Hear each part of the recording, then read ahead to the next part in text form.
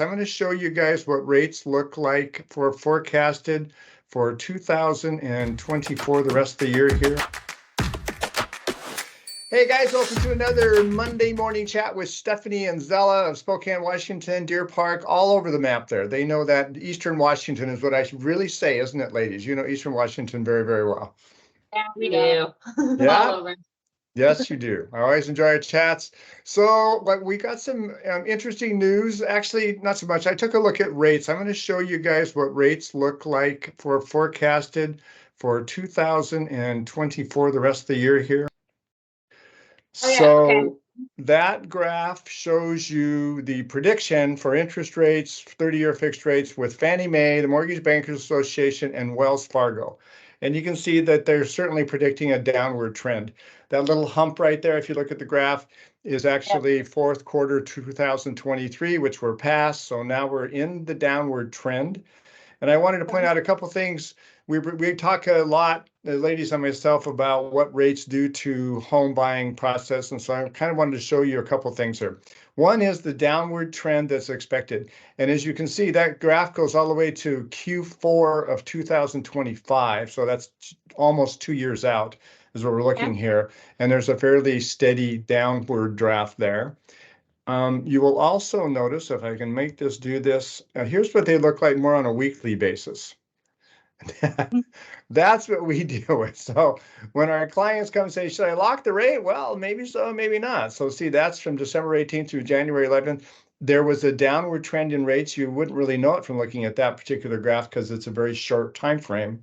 And rates are very volatile. They go up and they go down. And if you would have caught that, look at that little spike going down there on December 30th, huh? That would have been a good day to lock your rate. Those are a combination of different rates there. So you can see those are jumbo and VA and conforming and all of that.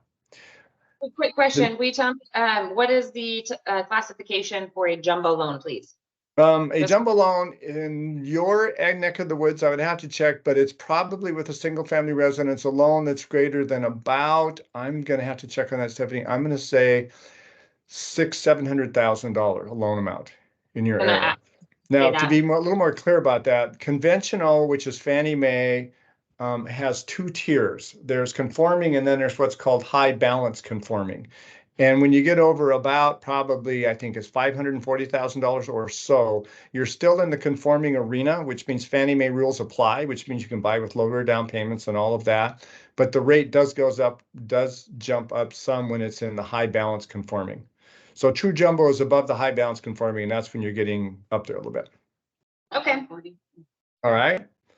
So what does that do to a house price? Well, let's take a look here. I don't know if that will show very well on your screen. Can you see that Q3, Q4, 20% down?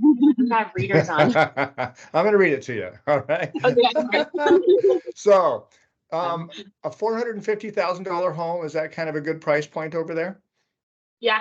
We're actually doing a video on one later where our 400. Yeah, 400 is a safe spot, averaging just above 400, and our median's at 375. Okay, I can do this for a little later, but it'll take you some time.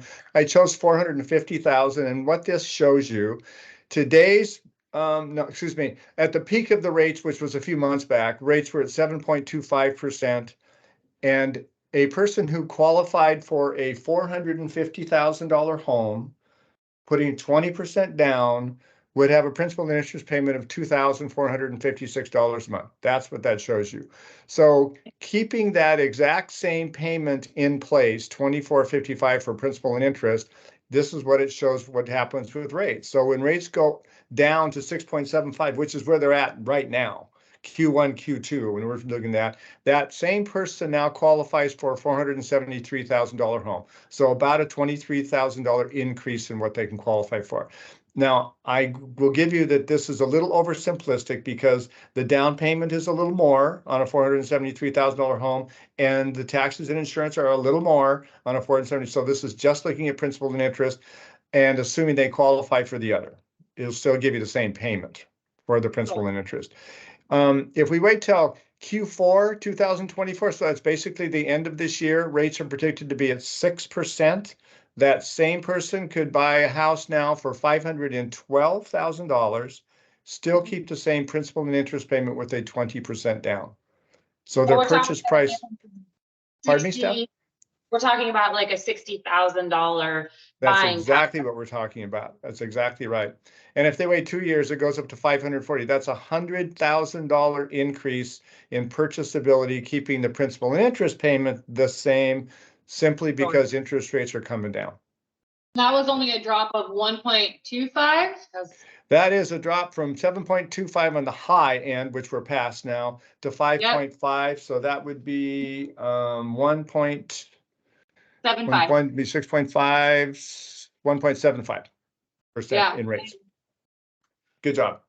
Do you know it when people are talking about it, they don't realize how much 1% has power, you know, and then that's just under what a 2% swing is. Yeah, it's almost 100,000. So you could anticipate about a $50,000 purchasing power. Yeah. Well, that's going to help with their price points too. It's kind of significant. It really is. Yeah. And some of the rate forecasters that I follow when we chat about, I use them, are predicting a little more aggressive decline in rates as well. So the whole point here is we want to offer value to our clients. I know you two are really into that from our conversations. And our value comes from leading our client with good information that they can make good decisions on. And when they need some feedback from us on what the good decision might look like, giving them some help with that.